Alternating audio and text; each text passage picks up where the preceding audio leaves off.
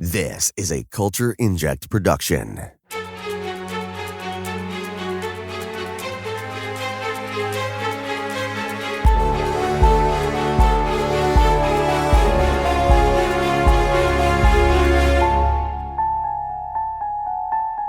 Welcome back to the newest installment of the Nevers Podcast. I'm Chirag, and I'm joined by none other than the OG Hague. In this episode, we're discussing Aint We Got Fun, the 11th episode of the Nevers. We're one away from the finale. Woo! So, before we get started, make sure to head over to Apple Podcasts and give us a nice juicy rating and a review. And don't forget to follow us on social media for updates. You can find us on Facebook, Instagram, and YouTube at HBO The Nevers, and on Twitter at HBO The Nevers and The Nevers Podcast, PODCST. If you have anything you want to share with us, send us an email at theneverspodcast@gmail.com. So here's a brief recap of the previous episode. We learned Horatio's son is also touched, and he warns of a puppet man. Augie and Adair share a kiss, while the Orange Energy uses Adair's drone camera to locate the Galanthi. Malady returns to her old home. Lavinia makes it home for a charity luncheon. Myrtle leaves the orphanage, and Horatio kills someone who takes issue with him at a purist bar. Oh, and also, True meets her future self, Zephyr Naveen, in a bar.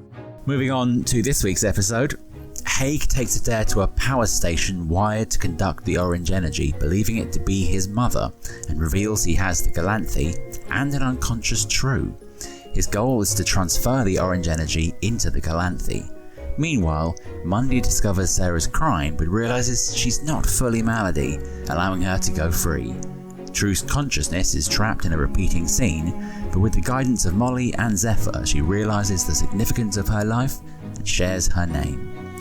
Mary appears, hinting that everything was for True, who later wakes up in a power station alongside the Galanthi. The Galanthi's hazy form claims to be from Zephyr's time and believes its arrival caused the downfall of civilization. Adair betrays Hague, allowing True to escape, but Lavinia arrives with gunmen intending to kill the Galanthi. That was a really action-packed episode. There's a lot. They put a lot of development goes on in a relatively short runtime.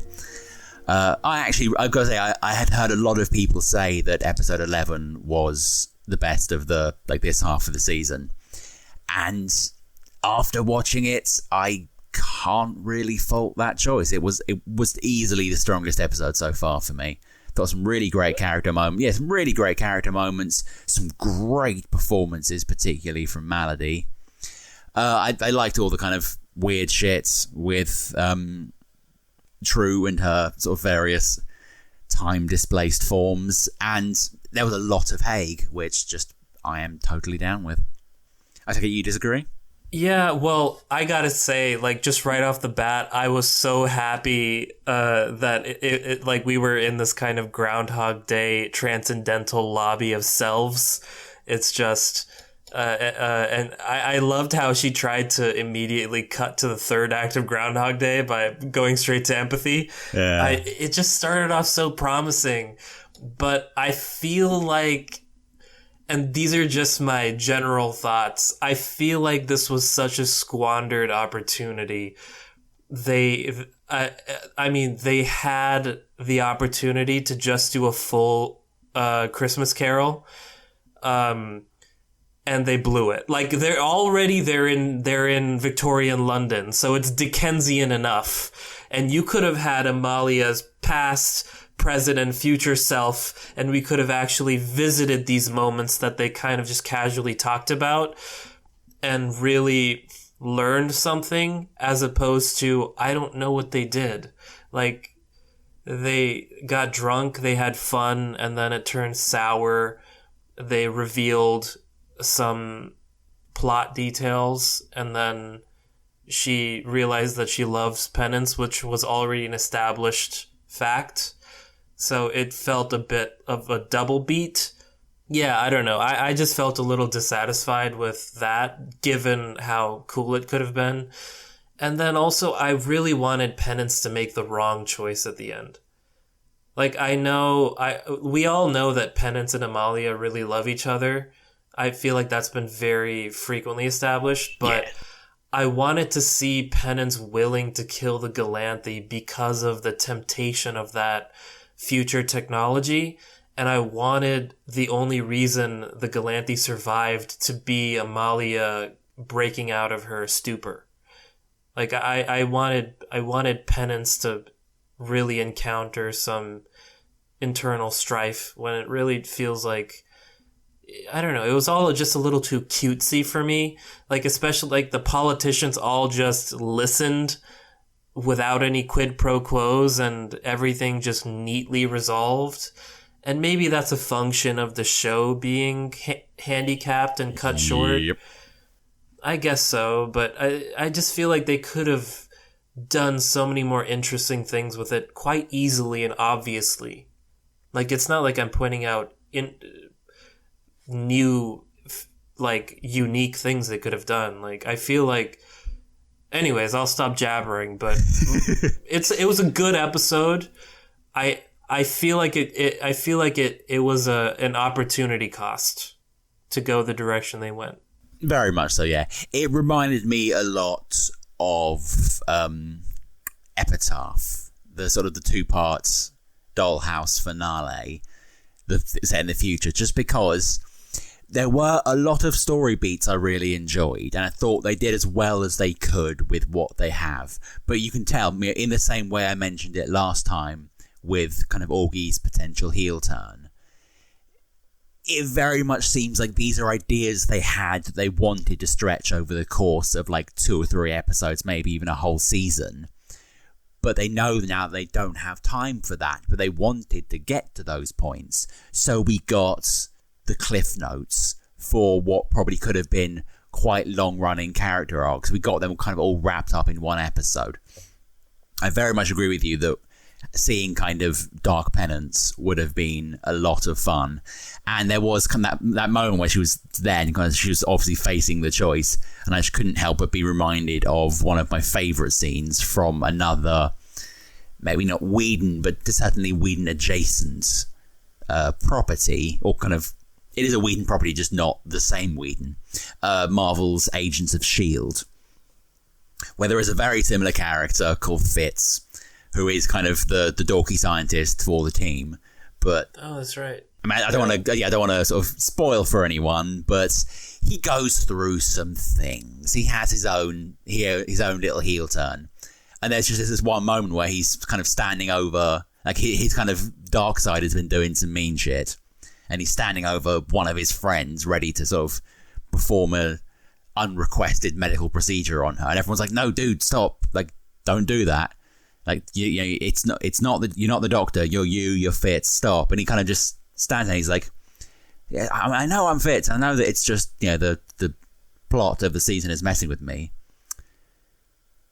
But on the other hand, it isn't a bad idea. And he just freaking does it. It's like, it's just such a great moment. And I wish we could have had something like that for Penance, where she's like, I know I'm not really meant to do this, but I sort of want to see what happens if I do.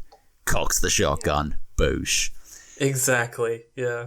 And I think if we were seeing this as part of even a 2-3 episode Hague and Penance's wacky adventure sort of mini arc, I think we would have seen that. But 1 episode to go, they just don't have the time for that. So she takes the obvious out, and yada yada yada.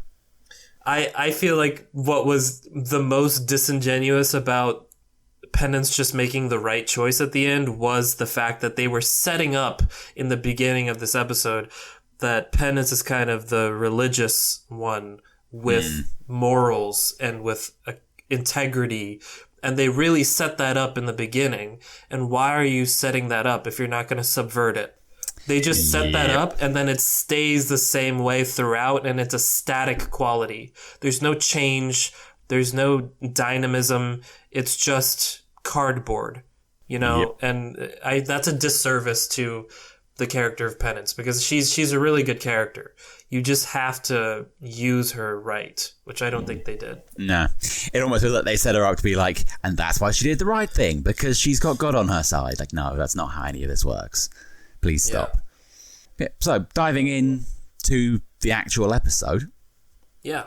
Hague's plan. Hague takes Penance, brings her to the power station, which he's wired up in suitably Frankensteinian fashion. He reveals that he has the unconscious True and the Galanthi both chained up, and that he believes the Galanthi to be his mother, because he's crazy. Like, Well, he doesn't think the Galanthi is his O'Hare. mother. He wants to use the Galanthi as a host, right? He wants to he wants to turn the Galanthi into his mother. Sorry, he doesn't think it. That's right. He wants to use he believes that the traveler, the future lady, the orange energy that he believes to be his mother, he wants to put that into the Galanthi because he's tried putting her into humans and they've all exploded. Which, I mean, the fact that he mentions he's done it multiple times just makes me think, like, after the first, what were you expecting? Did you just how many people did you blow up just trying to see if this time it would work? Yeah, he's got a very psycho disposition. He clearly loves his mother a lot, but as we've discussed in the previous podcast, she's not. I don't think that is his mother. I mean, I think it was pretty much confirmed this episode that it's not. That orange energy that he was talking to, that is the voice that he's been calling his mother, basically outright says that she's another transplant along with Amalia. So she's just like, I wouldn't be surprised if Hague's mum, for lack of a better name, turned out to be one of the people that Zephyr mentioned in that whole section, just to tie the two arcs together. It seems just visually like this is not a character we've ever seen before. I know, like, in episode 6 of the first half of the season, it was mentioned at the end that there was another traveler or something like that. So that it's set up over there, but the mother character in this part of the season is a totally new introduction. Like, we've never seen this character before, which was a bit disappointing for me, because I was hoping, That's it. I think the form that the Traveller was taking in the energy wasn't actually what the Traveller initially looked like. Because it looked like freaking Queen Victoria. It was way too old to be a soldier, kind of, from that era. I think that was... I wouldn't be surprised if I'm not sure we've seen pictures, but I wouldn't be surprised if the energy was taking on a form reminiscent of Hague's mother, just to sell that connection and to really convince Hague to work with her. Okay, you changed my opinion. I think that's interesting. I also still very strongly suspect that the Malady persona is another traveller. Or transplant. Yeah, whatever. and we're probably gonna get to Malady right now. Actually, Yeah, so, might as well. That's a good segue. Yeah, so Mundy and Sarah. So Mundy visits Sarah's place and discovers that she killed her husband. He realizes she's not fully Malady again and decides to let her go free. And then Sarah ends up back with her cosplayers. So what did you think about this encounter between Mundy and Sarah and his decision to let her go free? It was one of the best kind of mini arcs for me of the episode. I thought it was really, really particularly very strong performances from both Mundy and Sarah, particularly Sarah. Like the bit where she's kind of when she kind of confesses to him, I was just like, damn, I wish we kind of had more of this from her. But yeah, it was a really kind of intricate little arc, and also I quite enjoy that it's confirmed what I was saying last week, that definitely was not Malady. Like, that was Sarah. Malady is gone for right now, although I suspect by the end of the episode she's kind of come, when she was talking to her cosplayers at the end, her kind of the Maladiehards, I have a feeling that was her kind of coming back under control, but we'll see that next episode, I suppose. Yeah, can you explain to me because we see her in Sarah form, and then inexplicably she's back to being Malady at the end. Did that make internal sense to you? Like, why did that change happen? I'm not 100% sure that it completely has. Also, was it just me, or was, when she kind of puts the swipe on the face and the makeup size changes in a camera swap, but that's a story for another time. When the two kind of maladiehards walk up to her, I swear one of them, the younger one, was, what's her name, from the orphanage? Myrtle. Yeah. I swear the younger one was Myrtle. Yeah. Okay, good. I couldn't be sure if it was just like with all the face paint on. I couldn't tell like if it was just another random girl, but yeah, glad you agree it was Myrtle. Which, interesting. I'm rather worried to see where that goes, but what can you do? Like, I think there's in moments of heightened emotion, she kind of swaps back and forth between the two. She's Sarah most of the time. But, for instance, when her dickhead husband was pushing her, Malady came out, finished him off. And then possibly either at the end when she thought Mundy was going to sort of... when she was unsure whether Mundy was going to let her go or not, kind of the Malady persona crept forward just so that if she did have to fight to defend herself, she would be able to. Or possibly it was Sarah the whole time and... she's just kind of trying to be who she thinks she's meant to be. I kind of get it in the sense that maybe she's the Incredible Hulk or like Jekyll and Hyde or something, and her Malady persona just hulks out under the right circumstances. But I wish that there was a more clear trigger, because I don't understand why she became Malady at the end. I understand why she became Malady when her husband was being abusive, which I feel like I don't know. I was hoping that they would become more integrated with each other. I was hoping that Sarah and Malady would kind of have a conversation in the way that Amalia did with Zephyr, and they would understand each other. And I think that would have been a better conversation than the one she had with Mundy. I feel like that line she said, which I thought was wonderful, which was, and I'm going to misquote it, but I think she said, God gave Malady power because men gave Sarah pain. Yeah. Is that correct? Yeah, it's close enough. I can't remember. I don't think that's the exact wording, but I know the line you're talking about, and that was a great freaking line. That was a home run line. It was so good. Quote of the episode for me. Quote of the episode. But just imagine if that conversation could have happened between Sarah and Malady. I just, in my head, I'm seeing the Malady in makeup and crazy hair face to face with the kind of prim and very neat looking Sarah, and to see that psychological confrontation, which then leads to some kind of understanding, because now we're at the end of the show. So I don't think confusion is... I think you have to kind of tie everything up now. But I'm still in a state of confusion as to who she is. Maybe that's the point. Maybe she's confused. I think also. she's in a state of confusion as to who she is. So hopefully that is intended.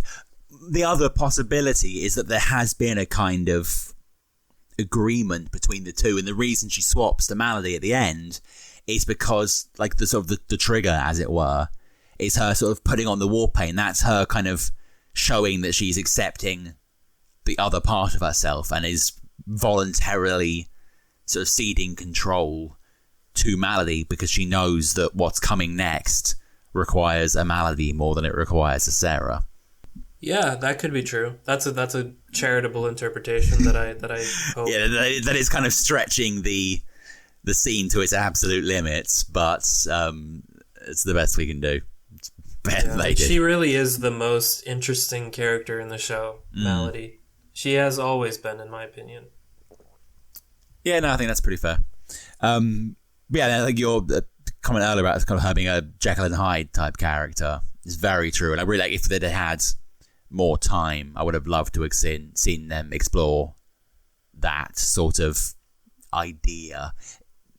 But yeah, what could have been one episode. What would have been really cool is if, and I'm beating a horse to death, but it would have been really cool if we got to see Sarah adopt Malady's brutality, and we got to see Malady adopt Sarah's compassion and gentleness.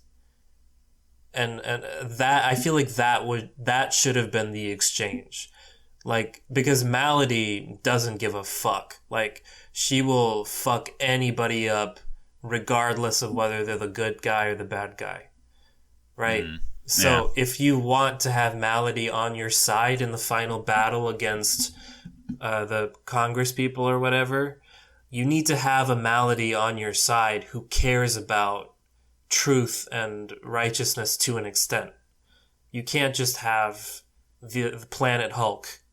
On the surface, I absolutely agree with you, and I think it would have been great if we'd had more time to see kind of the two personas slowly merging, possibly leading to them, like, by the end of the fictional 5th season, they're no longer being a Jekyll and Hyde. They're like the swap not existing anymore, and just kind of coming to terms with both parts of the persona and making it into one person. But yeah, that just requires far more time than they had. So, well, but Bruce Banner did it at the end of Endgame off screen. They didn't even show it happen. He just showed up fully integrated. So I don't think you necessarily need it to take too much time, but fair enough. People would argue that they needed it in Endgame, so yeah. Yeah, that's true. People argued that. But then we have one of the weirder sections. We've already slightly covered it, but True's whole repeating scene.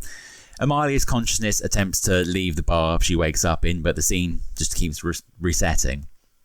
She initially believes it's some kind of simulation and tries to display empathy, thinking that's what the Galanthi wants. Nothing works until Molly and Zephyr confront True, questioning what she did with her life. True responds, "I told someone our name." Strong line, but also a little confusing to me. Like, delivers well, and I was like, "I told someone our name." And I'm like, yeah, awesome. What does that mean, though? Like, are you just saying... Well, names are sacred. Yeah, like, are you just saying that, like, Penance, knows about Zephyr, I assume, and, like, yay? But, I mean, that's not really a world-shaking revelation, is it? Like, I mean, as you mentioned earlier, sort of, it's not a shocking twist to be like, yes, Amalia is good friends with Penance. This has literally been their core relationship since episode 1. I didn't really understand why that was a big enough sort of reveal, mic drop moments to break her out of where she was. It wasn't. I think they just needed to find a way to get her out of there. And they used that as a plot convenience, to be quite honest. Yeah. Yeah, and again, like, maybe they didn't have the runway that they could have had, but really all they had to do to make this an extraordinary episode of television, in my very humble opinion, was to make Amalia Ebenezer Scrooge. That's all they had to do. Or they could have even gone the route... What was that? What's that movie? It's a Wonderful Christmas. It's Wonderful Life. That's right. It's a Wonderful Life. They could have done that too. I mean, they're all suicide. It's a suicide club. They all killed themselves, right? It's a Wonderful Life. He tried to kill himself because he didn't feel like anybody needed him, and then an angel showed him the truth. That was a Galanthi at the end. Like, the Galanthi showed up as Mary, right? And showed Amalia the truth that, look, you love Penance. You have something to live for. They could have they didn't even need to be original about it. They could have copied beat for beat these well-trod stories archetypically, and it would have been amazing. But I don't know why they didn't do that. Neither do I. But like I've said before, and I'll say it again many times, it's a hill I will absolutely die on. Tropes become tropes because they're good ways of executing a story. Like, Exactly. There's a reason the classic plot lines exist and have been used multiple times. Because they work. If you, like, there are ways you can make those, you know, those plots and those archetypes work for you without just, you know, recycling them. As you said, like, they could have gone with the It's a Wonderful Life route. They could have gone the Scrooge route. There were so many ways they could have done that would have made that scene better and would have given it more impact and would have given it a resolution that makes sense, but they just sort of didn't. Hey, do you remember that episode of Buffy where, I think Cordelia wishes that Buffy never came to Sunnydale? Oh, yes. Brilliant episode. I just thought of this. I just thought of this right now. Because, like, the whole town turns to absolute shit, right? Yep. And, like, Willow's a vampire, and all this crazy stuff happens, and you realize how important Buffy is. Just imagine if we got to see Victorian London had Amalia not came back to it. Oh, that would have been awesome. And it's just like a wasteland, like the apocalypse happened early, and we get to see all of our characters in various states of distress, like penances in a bad way, and I don't know, it could have been so cool. That would have been a really great time, although slightly sort of retreading the path to introduce evil Penance. Like, we get to see that if Amalia wasn't there as a counterbalance, Penance would have been working with Hague. There you go. That way, so Penance is allowed to make the right decision at the end because Amalia comes back. Yeah, because it if we see reinforces the evil point Penance, that Amalia, despite being a giant cluster of, you know, poor choices, she brings out the best in the people she's around, and that she, like, by working as sort of a terrible warning, she somehow works as a good example for Penance, who can then stay the path because she has someone to kind of bounce off. That's perfect, yeah, because Amalia can really be Penance's moral barometer, or like, you know, the bad cop, good cop thing. Like, without the bad cop, there can't be a good cop. Why are you and I not? We'll do fan fiction. We will, yeah. To be fair, I do, so, yeah. Okay, you want to talk about Mary's revelation?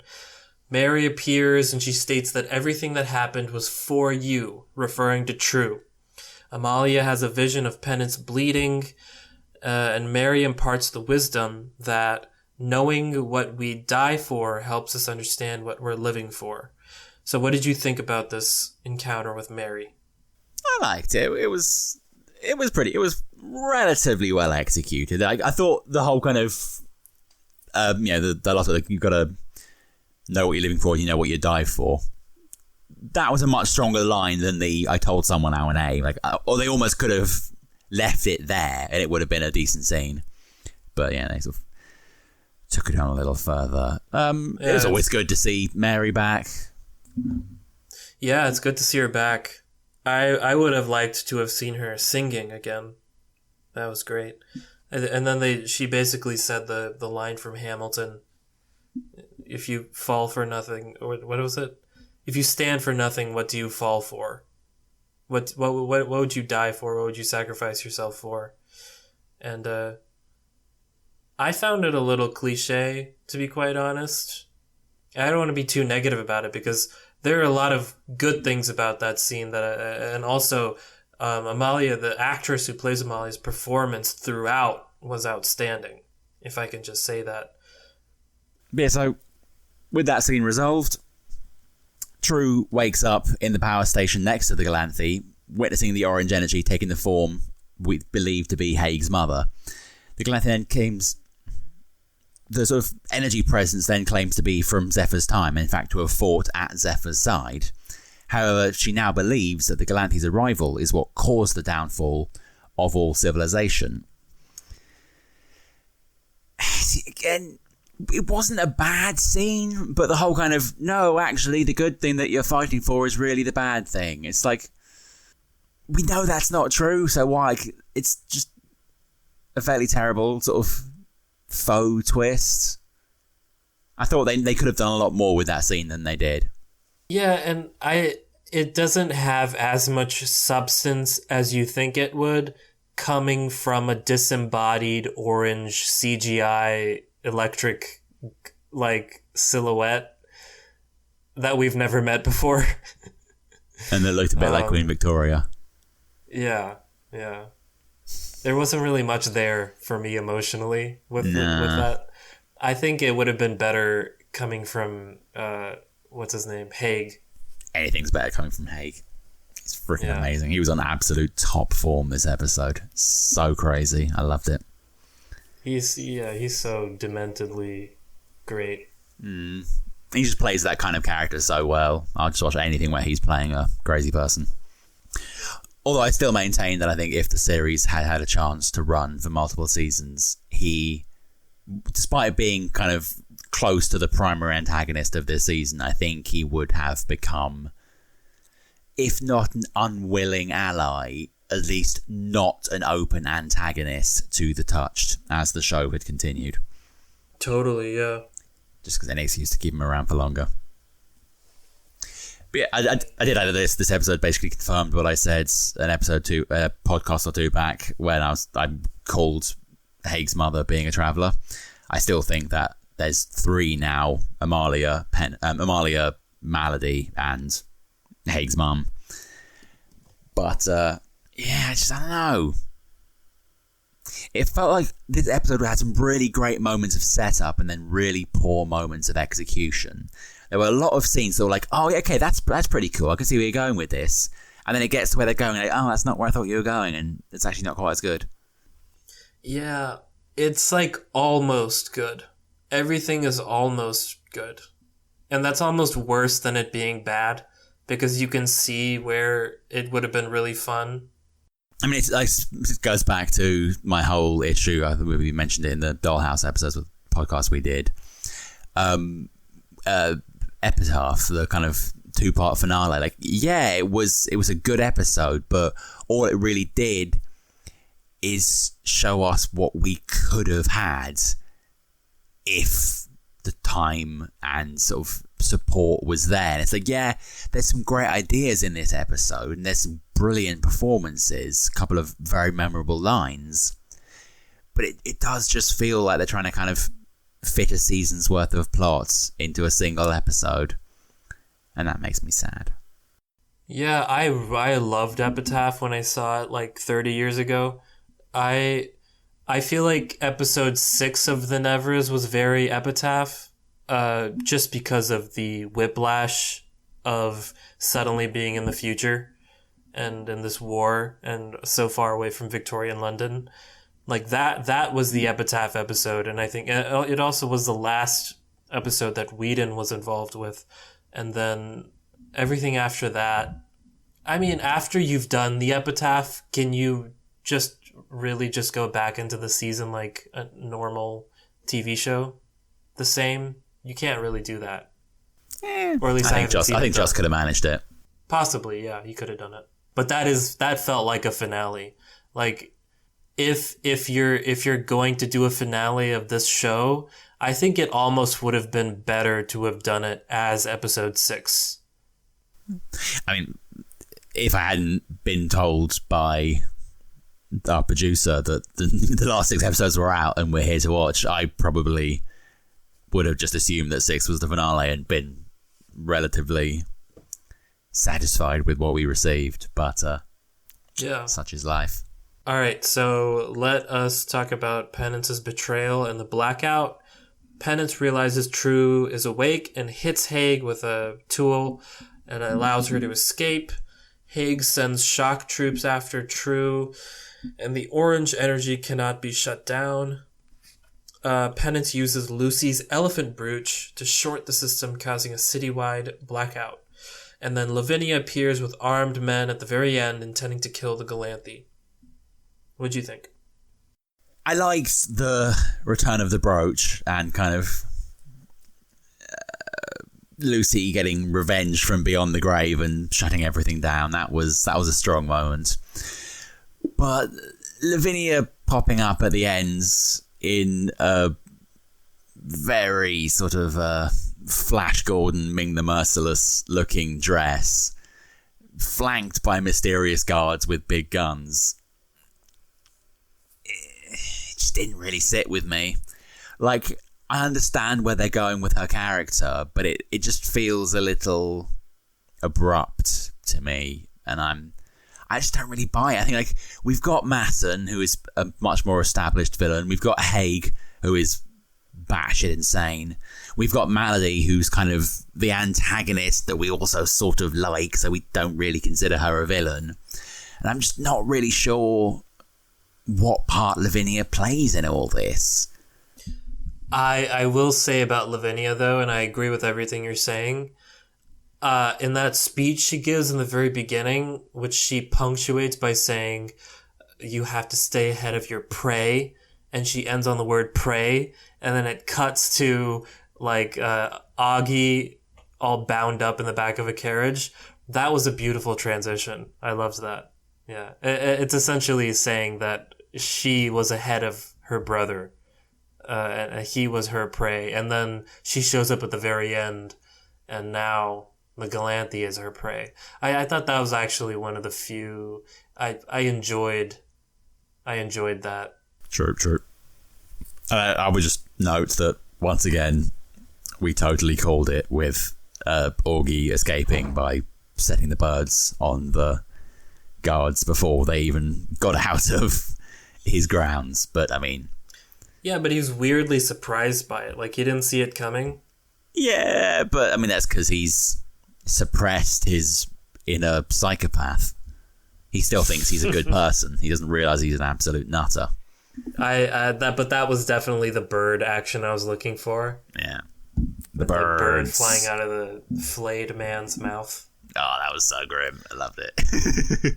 Yeah, and then just like the brief moment that Augie and the bird make eye contact, and the bird is so cold and just soulless. It's just kind of like its head is on a swivel. Very, very cool.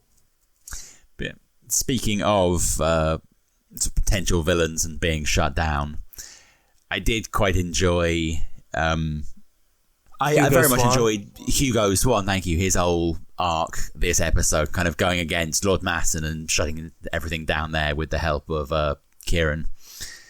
Like, that whole scene was fantastic. The whole kind of arc. Just, they need to spend a lot more time on screen together because they had very funny chemistry. Like, her just being exasperated by him being an idiot, and him like really trying to do the right thing, but just doesn't quite know how to pull any of it off. That was very good. I would like to have seen more of that. Yeah, I loved Hugo Swan in this one, and I feel like once again it was a case of a wonderful setup, and then the payoff was a little too neat. I think it would have been better if like I don't know, maybe the congressman should have agreed to vote no, but under the condition or under the possibility of using the touched and weaponizing them for their own gain. Like, wait a minute, maybe we can use them, you know, and it's not just a cute thing like, oh, it all worked out happily ever after. A little bit of gray would have been good. Although, yeah, it feels like with that any kind of Masson gets shut down and just immediately runs to the phone like, yeah, all right, King of Rats, do your thing. It kind of felt like that whole sort of plot line was really just setting up the sort of the B team event for the finale, which will be the Mega King sending his armies to try and attack probably the orphanage. With it was mentioned a few episodes back about how Annie Carby in real life was pregnant, so they kind of tried to hide it with her costumes. They're not trying to hide it at all. Like, she is very clearly heavily pregnant in this entire episode. I actually spotted it in the last episode, but they at least tried to kind of hide it with camera angles. Here, she's just like, she's standing there trying to sit down. Big, you can kind of put a slightly bigger robe on her than usual. It's not going to hide massive belly that she is growing a child inside her, and it's quite obvious. So I think that's probably why she's not doing as much jumpy, fiery, fighty bits as she did in the first half of the season. But maybe I didn't even notice. Shows you what I know. I can't. My eyesight is not as keen as yours, but My eyesight is incredibly keen when it comes to Rochelle McNeil being on screen because I love her. Yeah. I pay extra attention when she's on screen. But yeah, I have a distinct suspicion that's going to be kind of a showdown between sort of the dirty endings, so to speak, of this arc. It all seems a little clean now, but it's going to get a little bit... There's going to be some shades of grey when the Beggar King and his army, led by that psychopathic child with a straight razor, terrifying girl, they attack. I have a distinct suspicion it's going to be a question of Beggar King attacks the orphanage. They try their best, but he's the Beggar King. He's got too big an army. He's got, all the purists and everyone on his side. And it's going to seem, oh no, they've lost. And then there's going to be an army of maladies just boiling up out of the sewers to assist. Probably led by either Malady, obviously because it's Malady, or a Malady cosplaying Myrtle, who will then have a showdown with Knife Girl. Right. Yeah, Malady, Myrtle, and Knife Girl are going to get it on. Yeah. Yeah, we know that. You know what I would have done if I was in charge of the whole thing? I would have... made a second season. And I'm improvising this right now, but I would have made Penance get rid of Hague and turn dark and take control of the entire sci-fi operation. And the final confrontation, it's like, in Game of Thrones, we all thought, oh, winter is coming and it's the big battle with the White Walker. That wasn't really it. The actual confrontation was with Daenerys at the end, right? The one we thought was the main character, the good character. So Penance could have been the Daenerys of this season. She just takes control of all those androids and time travel technology, and I don't know. I'm spitballing here, but there's definitely a lot they could work with there. It's going to seem like a bit of a reach, but trust me, it will loop back to the point. Did you ever play World of Warcraft? I did not. I escaped that trap. I did not. I spent the better part of a decade on Azeroth, and while I was there, there's a character called the Lich King. He was once a prince of the human realms, found this hat with a bad guy in it, put it on, it all went very bad. But it gave him a control of this endless undead army called the Scourge. There was a whole expansion built around us trying to stop it. His name's Arthur, so him trying to stop this guy. We did, because we're awesome. But when he is killed, this kind of other lore character turns up and is like, yeah, there always has to be a Lich King, because if there isn't a guy in control, the Scourge will just sweep across the land and destroy everything in its path. I would have freaking loved something like that for Penance. So Hague has this army of shock troopers that he's controlling using all his fucking robotics. Hague dies, and then the robots are just freaking out and destroying everything. So Penance kind of has to take on this army of horrid sci-fi monster creatures, because if she doesn't control them, if she doesn't take that burden on, they're just gonna be unleashed upon the world and destroy everything, because no one's kind of reining them in. And then obviously this would need probably 2 seasons to kind of fully expand on, but slowly sort of the absolute power corrupts absolutely. She's like, I've got this army of sort of unstoppable shock troopers, I can do good things with them. But now I'm a bit angry, so maybe I'll set them on these people that have made me angry. Oh, but that was really easy and fun. Maybe I should do it again. And then, shock troopers versus Augie's army of murderous birds. There's a lot they could have done there. Well, maybe maybe her evil bird boyfriend joins her club, and Massa becomes a good guy. Robo-birds. Exactly, robo-birds, drones. Yeah, bots with wings. Oh shit! Yeah, she's surveilling everything. She's Big Brother. Yeah, she's the new government with an army of shock troopers. If anyone does anything wrong, exactly. Yeah, making the world a better place. Yeah, and I think that like a confrontation between Amalia and Penance would have been so cool. Oh, for sure, yeah. No yellow crayons this time. Do you think that Penance's, albeit incredibly temporary, relationship with Hague influenced her decisions at all during this episode, or do you think she was kind of just playing for time the whole way? I don't know. What do you think? You answer the question first. I was kind of hoping you'd have an answer. I don't know. I really thought they were going to take that route. Like, I think it would have been really interesting if they did.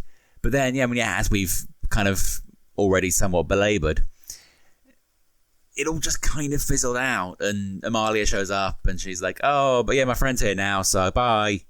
Yeah, wrench to the back of the head. Like, that bit where kind of she first sees Hague's machine and she's like, oh, okay, if I kind of plug this in here and if I flip this switch and then kind of she just like gets more and more invested in the machine. She's moving everything around and like within 30 seconds she's got the whole thing up and running. It's like, you would think that she would then be like, damn, this is pretty fun. Maybe I should hang around with this Hague guy. Exactly. But yeah, kind of almost immediately when it became clear that Hague was batshit insane, she kind of started sabotaging it, but then it auto-corrected because literal Deus she's given a decision, right? Because she, on one hand there's a Galanthi and on the other hand there's Amalia. And just narratively, when you're in between a rock and a hard place like that, you're supposed to choose a third option. You're supposed to do something unexpected. But she basically just chooses Amalia. Yeah. And because she knows that Amalia will choose the Galanthi, and it's just, nah. Yeah, and I think if she had chosen the unexpected option of taking out Hague and like leaving Amalia in that, I don't know, they could have really, like, for the finale, they could have done another epitaph for the finale where you kind of just go forward in time to a world ruled by Penance. Do you know what would have been freaking awesome? What? Okay, picture the scene. Amalia's just woken up. She's stormed in.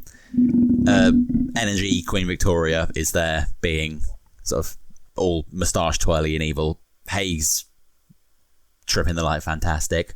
Penance is like, all right, I have to do something here. Like, Amalia's getting her ass kicked by shock troopers. She's like, all right, I need to do something to help. And she's looking at the energy kind of flowing all over the keyboard. She's like, I know where the energy wants to go. She just reaches out her hand, touches Queen Victoria, and just absorbs all of the energy into herself. You see, like, Penance there with all the power crackling over her. And then, so then she becomes like another traveler. She gets that knowledge in her. Like, she knows, like, when we get a few flashes of Zephyr, Claudia Black, interacting with some new person, like maybe one of the people we met during episode 6.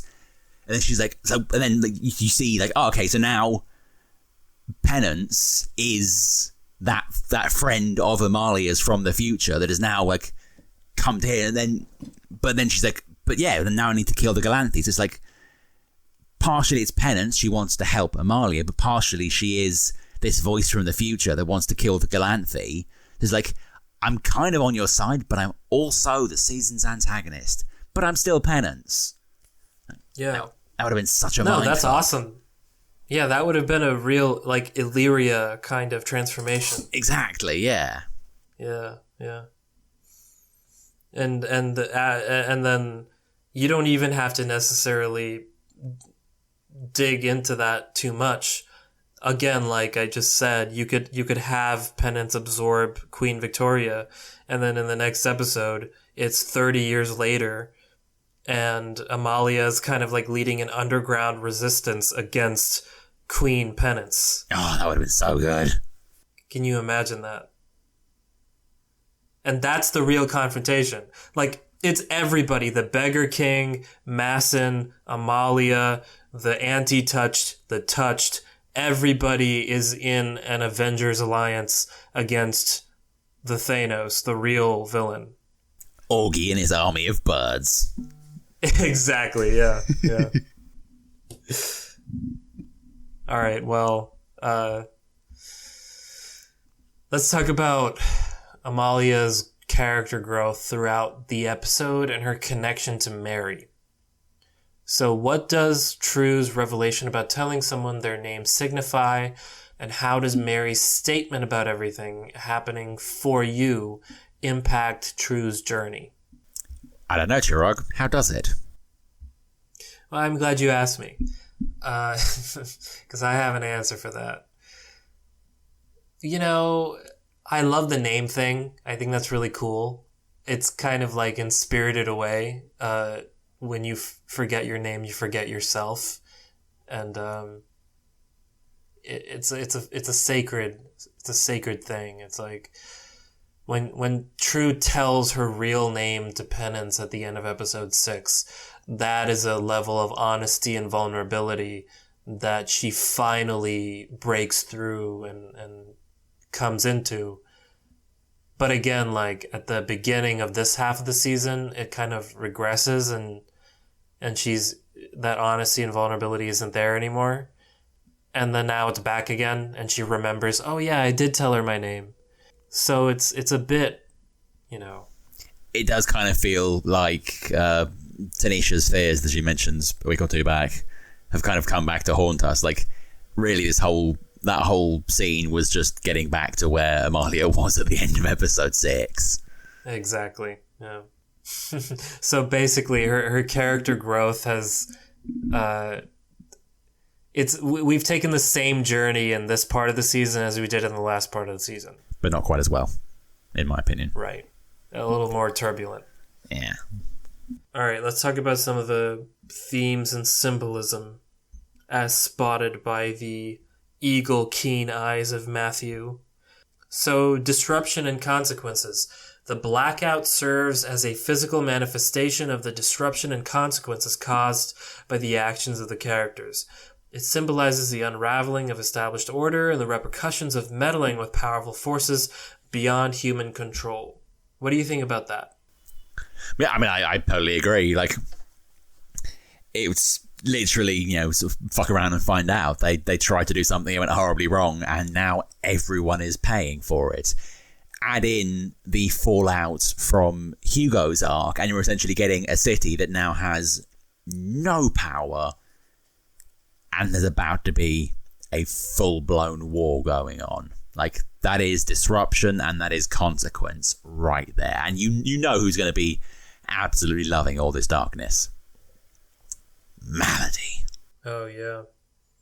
It's just... Well, it's interesting how the entire city is powerless, and yet a large segment of the city is superpowered now. So, it's almost like, there's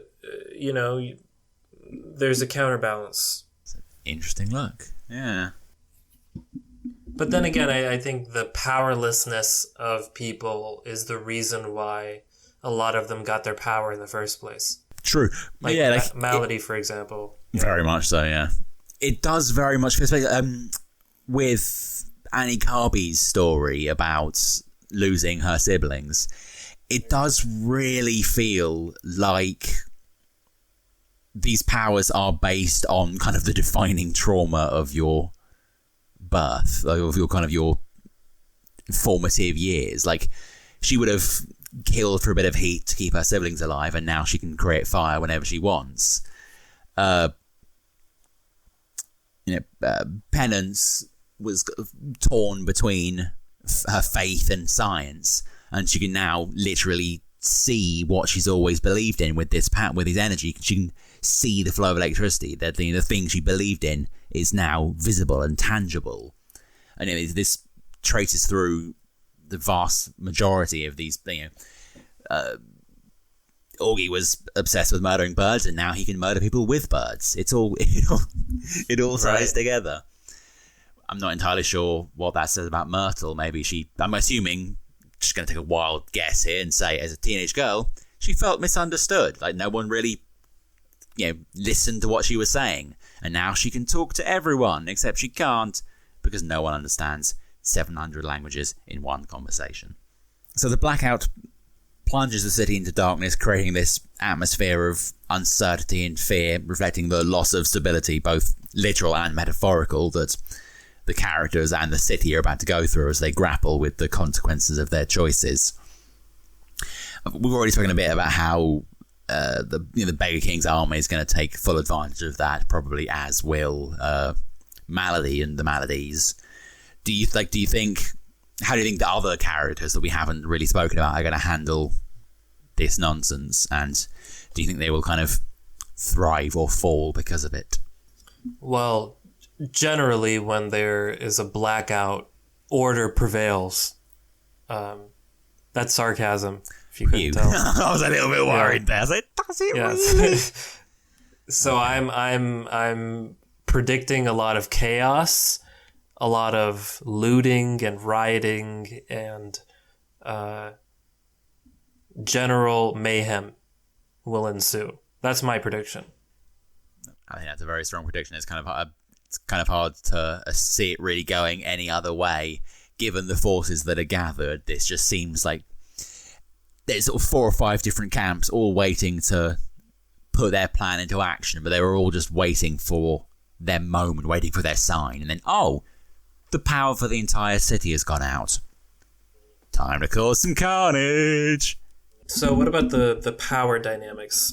Do you think the blackout can also symbolize a shift in power dynamics? We kind of talked about that.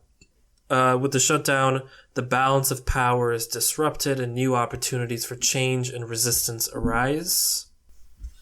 There was very much a theme of that throughout the whole episode. I mean, we can't sort of miss the fact that this whole kind of back half of the season has very much been about the fall of the established order and the rising of a new sort of better generation. We see Hugo, who's much more sort of degenerate, rising up to take the place of his father, who by all accounts was a kind of tried and true good British arsehole. So thank fuck he's dead.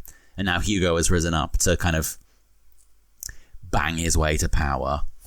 But even then, he is still the rich white guy, so he was kind of trying to help, but being a bit like, you don't really know what you're doing. And then we have, I'm blanking on a name, Kieran Sonia Soar's character, the one that he was with this whole episode. Harriet. Thank you. So he was kind of trying to help and failing a bit miserably. And then we have Harriet, who was like this, small, young British Indian woman. Just there, hello, old rich white people, can you please pay attention to what I'm saying? And can you just, look around you and see your city and see the freaking chaos you're causing? Maybe could you try not being an arsehole to everyone that isn't you? And then, just proving that this is actually a work of fiction, they're like, damn, she's got a point. Let's be nice to someone for a change. So yeah, there's definitely an element of shifting power in this episode, and then the actual power shifts because subtlety. Yeah. No, yeah, well said. Yeah, I agree with everything you just said. And because despite being a 5-second scene, it was probably also the most important scene. The blackout at the end can be seen as something of a metaphorical revelation, kind of shining light on hidden truths, exposing the consequences of your actions. It reflects on the unveiling of secrets and the revelation of true intentions. Where do you see that going? As a metaphorical revelation, I think there is an irony to a blackout that sheds light, because I guess you can say that it's only once the blackout happens that the truth of the conflict of all of our characters is kind of exposed. And yeah, they're all gonna, although I hope it's not gonna be like Game of Thrones where it's so dark that you can't even see any of the characters, because the lighting was always a problem in that show. Oh god, that would be so annoying. If the last episode is just 45 minutes of frickin' silhouettes and blurry action, I would throw my laptop out the window. I don't know. Do you think the next episode is going to be in the blackout? Yes. It's going to be the blackout episode? Yes, 100%. Yeah. Okay. Yeah, no, I have no preconceptions, so I'm excited to see what they do. Because this next one is the last one. It is. It's all come down to this. Bam, bam, bam. let's talk about societal reflection. So let's explore how the blackout symbolizes larger societal themes or issues, discuss how the blackout highlights the fragility of civilization and prompts characters in society to question their values, decisions, and the impact of their choices on the world. That is true. It is. I mean, there is sort of the, like, Joker has the whole kind of one bad day thing, but that's kind of taking it to extremes. There is a sort of genuine societal sort of theory, shall we say, that no civilization, no matter how great, is more than 3 missed meals away from chaos. And I think we saw that a little bit at the start of lockdown and sort of COVID, when suddenly people couldn't just walk to the corner shop and buy what was missing for their dinner. Like, people started to get a little bit crazy. And like, that was relatively, people were buying whole houses full of toilet paper, even though there was no need for toilet paper. Bleach was sold out across the nation because everyone was fearfully scrubbing everything with the most powerful chemicals they could. Civilization is this edifice that we believe is immutable, and really it's glass, it's spun sugar, it's candy floss. The moment the slightest thing messes with people, just chaos ensues. So yeah, I mean, people like to think they're sort of nice, but if the last 2 or 3 years has shown us anything, it's that people will happily fuck over the rest of the world as long as they can keep a pack of loo roll and a tin of beans in their cupboard. And I think we're going to see that writ large in this last episode. Yeah, definitely. Very well said. And I think your connection of the fragility of civilization to glass was very clearly demonstrated by Harriet turning that thing into glass. Which I would have liked to have seen shatter personally, but maybe that'll be the next episode, the shattering of whatever that was. But I agree with you. It's civilization is kind of just like a clearing, a temporary clearing in the forest, and that I think is the appeal of Malady, because she is the wild woman. She is the trickster, the joker, she knows how to live in the dark. She's comfortable in the forest. She doesn't need civilization. That's why we need Malady to remind us how to live when the world blacks out. Because otherwise, it's just going to be a bunch of people going crazy without an actual rhyme or reason underneath it. Whereas Malady, she's crazy, but it's rational. Like there's something underneath it that has an intelligence to it. Yeah, she's crazy, but she's not stupid, and she's far from out of control. There's a huge difference between the two, or 3, I suppose. And yeah, which was like her whole cosplay as the reporter. Oh, she was so good. Yeah, she has control when she needs to. I'd forgotten that little sort of mini arc in the first half. So good. Very, very cool arc. Yeah, it was a very cool arc. And then her whole crucifixion arc was beautiful. Oh, yeah. But I would like to think, again, I'm sorry to keep going on about this, but you only have one more episode to listen to me talk about this. Sorry. If we had had more time, I would have liked to have seen Malady die in heavy air quotes, be sacrificed at the end of the first season.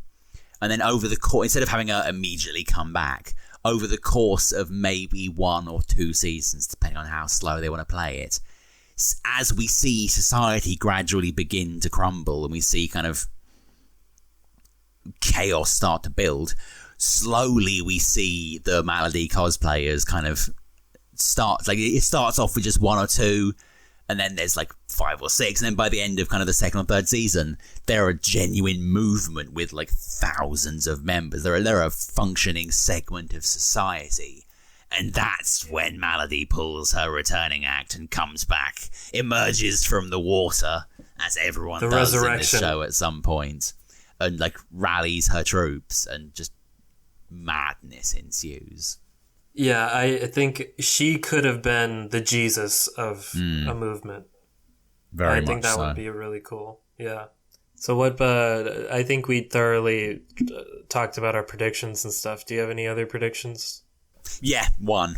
It's cheesy as fuck, but given the state of everything that's happened so far, that's probably par for the course. So, as I mentioned before, blackout. The whole episode is going to be what everyone's doing during the blackout. Chaos will ensue. Big war. Orphanage versus the Beggar King, with possible support one way or the other from the Maladies. But as everything is resolved, just as kind of the denouement is here and everything is wrapped up, it's gonna, like, there's gonna be a moment where the fucking dawn breaks and the sun rises and light washes over the city, and everyone has to take stock of what they've done, kind of look at the chaos they've caused while the lights were out, and be like, ah, damn it, we need to be better. Do you think the dawn breaking will be like the turning of the Galanthi? tide? I was thinking a literal dawn, but yeah, actually having the Galanthi be like a false dawn would be quite interesting. No, it's cheesy. Well, we'll see. Yeah. We will see in the next podcast. All right, so I'd like to thank everybody for listening and also encourage feedback and discussion. Please subscribe to the Nevers Podcast on Apple Podcasts, Google Podcasts, Amazon Music, and YouTube. Comments or discussions or questions or everything can be sent to theneverspodcast@gmail.com. I would like to thank myself for joining this podcast, as well as Hague, and I would like to invite you to share your socials or plug anything that you would like to. Yeah, thank you, Space. Always a pleasure to talk Nevers with you all. You can find me on Twitter at The Hound Reacts. I also have a bi-weekly anime stream on Twitch with our fellow co-host Laura, which is at tangential_anime. Funnily enough, we mostly talk about anime. No, the other topics are the tangent. Cool. Well, thank you. Thank you, everybody. Bye. See ya.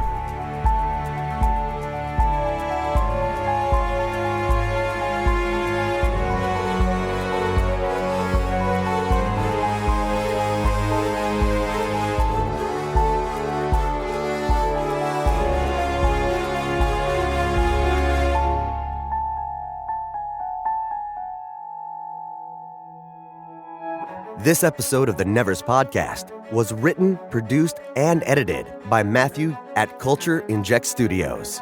The intro and outro music was produced by Guilherme Moraes. We are more than just a podcast. We're a fan community. You can keep up to date on the Nevers and chat with other fans by visiting hbothenevers.com. You can also follow us on Facebook, Twitter, Instagram, and YouTube. Just search HBO The Nevers, all one word, and click that follow button. The Nevers Podcast is not endorsed by Mutant Enemy, Warner Media Entertainment, or any of its subsidiaries, including Home Box Office, HBO, and is intended for entertainment and educational purposes only. The Nevers and all names, pictures, and audio clips are registered trademarks and/or copyrights of their respective copyright holders.